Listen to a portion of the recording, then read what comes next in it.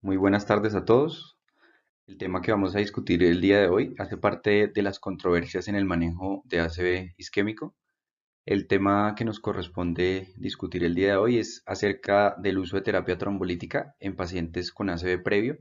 específicamente el subgrupo de pacientes con infarto reciente en los últimos 3 meses. En esta oportunidad, yo voy a hablarles acerca del papel del por qué no se debería considerar realizar terapia trombolítica en este grupo de pacientes cuando han tenido una ACV reciente, específicamente en los últimos 3 meses. Y esto se basa en lo que actualmente tenemos dispuesto en la literatura en relación a este tópico, específicamente las guías americanas nos exponen que el uso de terapia trombolítica con alteplase en pacientes con ACV isquémico que tuvieron un ACV previo durante los últimos 3 meses podría ser considerado como perjudicial. Tiene una clase de evidencia 3 y un nivel de evidencia B en la guía. Tanto las guías americanas como las guías europeas, asiáticas y las australianas consideran que específicamente en este grupo está contraindicada la terapia médica para el uso de RTPA endovenoso. A partir de estudios o registros como el Oxford Child o el Oxford Vascular Study, la recurrencia de ACV en los primeros 3 meses se considera alta, llegando a ser casi del 20% durante estos primeros 3 meses. Los criterios de exclusión de la terapia con RTPA están expuestos desde hace más de 20 años, incluso desde el desarrollo del registro NINDS en el 91, ya se especulaba que los pacientes que tenían un infarto recurrente en los primeros 90 días tienen un mayor riesgo de sangrado al uso de la terapia trombolítica. Recordar que en el estudio ICT-3 se incluyeron 399 pacientes con historia de ACV isquémico durante los últimos 14 días. ¿Qué pasó en este registro? Que este grupo de pacientes no reportaron resultados y no se analizaron los resultados de este grupo o este subgrupo poblacional. Y recordar que tanto en el ECAS 1, en el 2 y en el 3 no incluyeron estos pacientes o este subgrupo de pacientes para ser analizados posteriormente. A partir de ahí nace dos preguntas importantes en cuanto al por qué las guías actuales y el por qué la evidencia actual nos define que el uso de terapia trombolítica en pacientes con ACV recurrentes en los primeros 90 días no se debería indicar. La primera pregunta que nace aquí es si existe un incremento del riesgo de sangrado con RTPA en los pacientes de este grupo. Y la segunda pregunta que nacería es si estos pacientes todavía podrían beneficiarse de la terapia de RTPA o no. Para hablar de riesgo hemorrágico, la descripción en la literatura nos habla un poco más acerca de una respuesta fisiopatológica antes que una respuesta clínica. Fisiopatológicamente hablamos que el exceso de perfusión posterior a la recanización del tejido del vaso local que está afectado produce una alteración a nivel de la cascada, una relación de la cascada isquemia y reperfusión, lo que conlleva a un daño de la barrera hematoencefálica. Esto a su vez provoca una disfunción de la lámina basal vascular o de la membrana basal vascular y al final esto se traduce en hemorragia intracerebral o transformación hemorrágica. Dentro de los mecanismos relacionados con la lesión de la barrera hematoencefálica inducida por el RTPA se encuentran varias vías de señalización. Una de ellas es a través de la activación de los monocitos, los cuales tienen relación con el receptor de quimioquina tipo 2 que de manera directa, mediante un daño del endotelio de forma directa y a través de los astrocitos, activan la formación excesiva de macrófagos y estos a su vez del factor de crecimiento beta 1.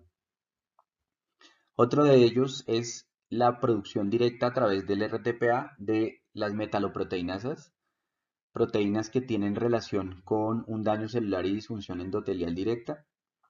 Dentro de estas están las metaloproteinasas tipo 9 o tipo 3. Unas de ellas pueden tener una relación con la activación de los receptores de lipoproteínas y la formación directa de radicales libres de oxígeno. Dentro de estos la producción o la sobreexpresión de células neutrofílicas que provocan un incremento en la formación o en la producción de citoquinas proinflamatorias, tales como la interleuquina 1, interleuquina 3 o 6 y algunas otras metaloproteínas. Otra de las formas es mediante la activación directa de las tag junction, que van a afectar directamente las células relacionadas con los pericitos y los astrocitos, que finalmente se traducen en sobreproducción de citoquinas también. Y la otra vía mediante la metaloproteinasa tipo 2, que lo que va a hacer es inhibir o bloquear las tag junction que hacen parte de esa vía de transmisión o de funcionalidad del endotelio, y al bloquearlo pues producen una disfunción endotelial directa y de la membrana basal. Hablando un poco más acerca de lo que tenemos hoy en día expuesto en la evidencia clínica y en los registros de la literatura, el volumen de estudios que incluyeron pacientes con terapia trombolítica y recurrencia de infarto cerebral en los primeros 90 días es realmente muy pequeña. Algunos de los estudios en el que mayor volumen de pacientes se reclutaron es este estudio presentado por los doctores Karlinsky y colaboradores, en donde se incluyeron 249 pacientes. El intervalo entre el primer evento y el segundo evento fue una media de menos de 90 días, un poco más cercano a la pregunta a concluir, que es la cercana a los 3 meses. En este caso, las tasas de hemorragia intracerebral no superaban el 2% cuando se hacían mediante la definición del registro SIDS y no eran mayores al 7% cuando se hacía mediante la definición del ECAS-2. No hubo una diferencia estadística comparando los grupos de control con los que presentaron o requirieron terapia trombolítica. Y esto al final se traducía en al menos un 50% de un resultado funcional con una escala de ranking menor o igual a 2 en este grupo poblacional. Si revisamos el resto de estudios, realmente tenían un volumen de pacientes muy corto y en muchos de ellos en donde se presentaban tasas de sangrado más altas, pues los desenlaces funcionales definitivamente eran peores y los que quisiéramos encontrar como adecuados o buenos desenlaces funcionales eran no mayores al 30%. ¿Esto qué nos indica? Que definitivamente todavía falta mucho por aclarar o por estudiar acerca de este grupo poblacional y específicamente hablar de los desenlaces funcionales y desenlaces medidos por hemorragia intracerebral inducida por RTPA. Lo que tenemos que tener en cuenta en este escenario es más que la terapia trombolítica por sí sola que incremente un riesgo de sangrado en este grupo de pacientes, deberíamos abordarlo desde otra óptica y es cuáles son los factores clínicos que pueden estar en relación con ese incremento del riesgo para transformación hemorrágica en pacientes que son llevados a terapia trombolítica durante los primeros 90 días del primer evento vascular. Elementos tales como la edad mayor. Se ha descrito que pacientes por encima de los 80 años tienen un incremento de riesgo para transformación hemorrágica. Condiciones o comorbilidades tales como la hipertensión arterial, la enfermedad arterial coronaria, la presencia de fibrilación auricular. Aquí incluyen el infarto previo, la historia de infarto previo y el uso de terapias antitrombóticas, específicamente el uso de anticoagulación, pues son factores de riesgo que incrementan ese riesgo para transformación hemorrágica. Otra de las cosas que se debería considerar y medir es qué importancia tiene la extensión del infarto como marcador de riesgo de transformación hemorrágica en estos pacientes. La pobre colateralidad vascular o la presencia de elementos tales como los microsangrados y la presencia de enfermedad angiopatía amiloide cerebral como predictor de sangrado temprano. Algunas otras cosas como desenlaces o scores de desenlaces clínicos funcionales, que en este caso aplicaría el uso, por ejemplo, de la escala de NIH o la escala de ranking modificado. Y hay otros elementos que se deberían tener en cuenta que hacen parte de la definición o de los conceptos fisiopatológicos que eran los que previamente hablábamos. El tener una disminución en el conteo plaquetario, unos niveles de colesterol bajos específicamente de HDL, un aumento en los niveles de ácido úrico o un aumento en los niveles de glicemia sérica, pues son marcadores indirectos de transformación hemorrágica en este grupo de pacientes. Algunos otros factores como el factor de crecimiento vascular reducido o el aumento en la producción de metaloproteinasas, pues ya previamente los describíamos que están en relación con un incremento del sangrado. En este estudio, en donde se incluían un volumen de pacientes muy pequeño, 19 pacientes que presentaban ACV recurrente y que eran llevados a terapia trombolítica repetida, la media de edad fue de 68 años, con un volumen o una media de volumen del infarto en el primer evento que fue llevado a trombolisis de 1.5 centímetros cúbicos y una media de intervalo entre la trombolisis del primer evento y el segundo evento de 30 días. Lo que nos mostraba es que desde la perspectiva del desenlace funcional, medido como buen pronóstico, pacientes que tenían ranking modificado mayor o igual a 2, cuando se hizo el primer evento, la primera trombolisis, era cercano al 80% ese buen pronóstico, y en el segundo evento era no mayor al 50%. En este estudio no hubo hemorragias intracerebrales en pacientes que fueron sometidos a trombolisis repetida.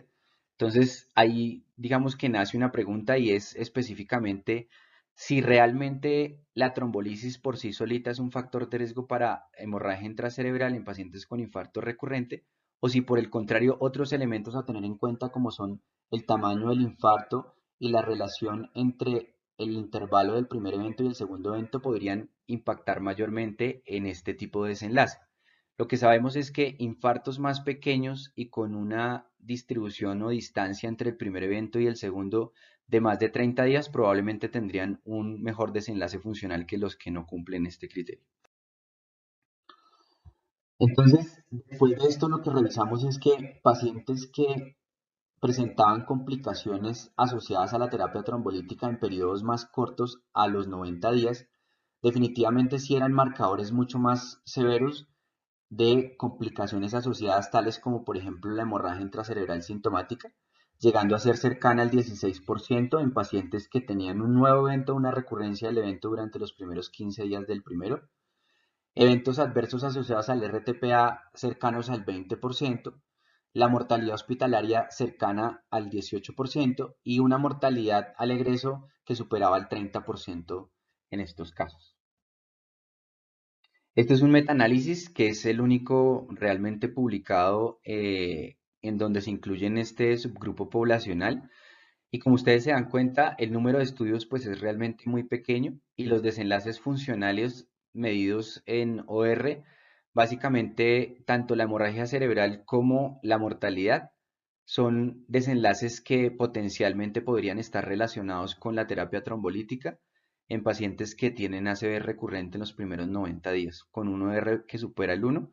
el resto pues sin poder encontrar una condición estadísticamente significativa en el resto de los desenlaces. Este es un estudio, en un estudio multicéntrico retrospectivo en donde incluyeron 293 pacientes que fueron tratados con trombolisis endovenosa y que habían presentado un ACV previo en los 90 días. Las tasas de hemorragia intracerebral fueron excesivamente incrementadas, particularmente en el subgrupo de pacientes que tienen un ACV previo en los últimos 14 días, siendo cercano al 7% esa tasa de hemorragia intracerebral en este grupo de pacientes. A este punto han llegado algunas conclusiones de algunas otras guías o de grupos de trabajo diferentes a los usuales o los convencionales que tienen relación con las publicaciones de las guías actuales, como por ejemplo las guías nacionales de Japón, en donde excluyen la terapia trombolítica endovenosa en pacientes con ACV previo que han tenido un ACV en el último mes. Aquí son menos rigurosos que las guías americanas, pero son basadas en lo que previamente documentábamos tanto por fisiopatología como por los pocos estudios que hay reportados en la literatura. En los casos de ACV e historia de hemorragia intracraneana, realmente este es un escenario en el que pues, todos estos pacientes se excluyeron de los registros controlados de trombolisis y por ende las guías contraindican la terapia en estos casos. Sin embargo, hay algunas descripciones en la literatura de algunos autores en donde consideran que pacientes que tienen historia de hemorragia intracraneal en donde se haya identificado la causa y se haya tratado y específicamente que sean hemorragias que comprometan localizaciones profundas o pacientes que han tenido, por ejemplo, hemorragias con una identificación de una causa tratable como una malformación arteriovenosa o un sangrado aneurismático que ya esté tratado, o que la diferencia entre el evento hemorrágico previo y el nuevo evento isquémico sea de más de 12 meses, se podría considerar como potencialmente candidatos a ser llevados a terapia trombolítica. Esto es simplemente reportes de algunos autores en la literatura, pero no tienen el poder estadístico suficiente para poder ser recomendado de momento en alguna de las guías de práctica clínica que tenemos a la mano. Otro punto que se tiene en cuenta es si pacientes que han tenido infartos silentes o historia de infartos silentes documentados por resonancia tienen un mayor riesgo de hemorragia intracerebral durante la terapia trombolítica. Lo que sabemos es que los estudios previos en donde se incluyen pacientes que son llevados a resonancia magnética y que se ha documentado infartos silentes llega a ser cercana al 20% de esta población. Y la presencia de estos infartos silentes, lo que se ha documentado es que no incrementa el riesgo de hemorragia intracerebral posterior al uso de la terapia trombolítica. Lo que pasa es que para llegar a esta conclusión, pues realmente no hay una base de estudios realmente muy fuerte. Hay muy pocos estudios y están limitados pues por pequeñas poblaciones, que eso evidentemente va a limitar al final la conclusión en este escenario. Por el contrario, lo que sí se ha visto es que en este grupo de pacientes en los que se ve enfermedad silente vascular, los niveles de glucosa sérica, particularmente los estados de hiperglicemia y las cifras tensionales arteriales sistólicas, pues no corregidas, sí corresponden a factores de riesgo en donde se puede asociar a mayor incremento de hemorragia intracerebral. Entonces, aquí nacería otro de las preguntas o de los desenlaces que tendríamos que evaluar y es si realmente más que los infartos silentes son los factores asociados a esta enfermedad que realmente deberían ser corregidos antes de tomar decisión de terapia trombolítica, como sería la hiperglicemia o la hipertensión arterial sistólica no tratada. Un punto de discusión que siempre se ha tenido en cuenta en todos los escenarios, y este es uno de los escenarios en donde no se escapa este punto a discutir, es si la presencia de microsangrados está en relación con un incremento del riesgo de hemorragia intracerebral durante la trombolisis. Lo que sabemos es que la presencia de más de 10 microsangrados medidos en resonancia magnética se considera como un marcador de pobre desenlace funcional, menos tasas de obtener ranking modificado menores o iguales a 2 y mayores tasas de mortalidad, comparados con los que tienen menos de 10 microsangrados medidos en resonancia. Sin embargo, este no es un factor independiente y hasta el momento no se ha definido que por sí solo la presencia de microsangrados pues incremente el riesgo de hemorragia intracraneal. Si lo hacemos mediante la asociación a otros marcadores tales como la edad superior a los 80 años o incluso puntajes de funcionalidad clínica y de desenlace como es la escala de NIH, pues con puntajes superiores, probablemente esto incrementaría aún más ese riesgo y potencialmente sí podría desarrollarse un riesgo mayor de hemorragia intracraneal en este grupo de pacientes. A partir de esto, pues nacen, digamos que, algunas preguntas que al momento de hacer la revisión, pues nacieron y es, ¿seguiremos considerando los conceptos de hace más de 20 años, desde lo que venía publicado en registros como el NINDS, para tomar decisiones a la hora de definir si un paciente es sí candidato o no candidato a la terapia trombolítica en un ACV isquémico agudo? Pues es algo que nos tocaría sentarnos a discutir en algún momento. Lo que sí sabemos es que necesitamos mayor evidencia en escenarios que previamente considerábamos contraindicación para la trombolisis. Finalmente, como mensajes para poder llevar a la casa, desde la perspectiva de la discusión del por qué no deberíamos considerar trombolizar pacientes con ACV recurrente en los últimos 3 meses, las conclusiones a las que llegamos son las siguientes. El ACV previo con transformación hemorrágica debería ser considerado sí o sí una contraindicación para llevar a trombolisis en este grupo poblacional. Los ACVs con escalas modificadas de ranking mayores a 2 como resultado de compromiso funcional, pues han demostrado que tienen peores desenlaces y peores tasas de sangrado. Elementos como la severidad, el tamaño de la lesión, la etiología del primer evento, puntualmente los de origen cardioembólico, el uso de anticoagulantes orales, deberían considerarse como elementos a tener en cuenta antes de contraindicar una terapia trombolítica. Definitivamente hay que individualizar cada caso. La presencia de microsangrados de más de 10 por resonancia por sí solos no constituyen un factor de riesgo para aumento de riesgo de sangrado, pero sí la hiperglicemia y la hipertensión arterial en este grupo de pacientes sí ha demostrado incrementar el riesgo de hemorragia intracerebral. Y la presencia de ACV previo realmente de menos de 90 días seguirá siendo una indicación por guías internacionales o creemos que muy probablemente esta medida va a cambiar a ser un poco más cercana, como en el caso de los japoneses, de menos de un mes o de 15 días, teniendo en cuenta que en este tiempo es donde más tasas de sangrado y peor desenlaces funcionales se ha incrementado en este grupo de personas. Agradecerles por la atención. Espero poder entrar en el proceso de la discusión del tema. Muchísimas gracias.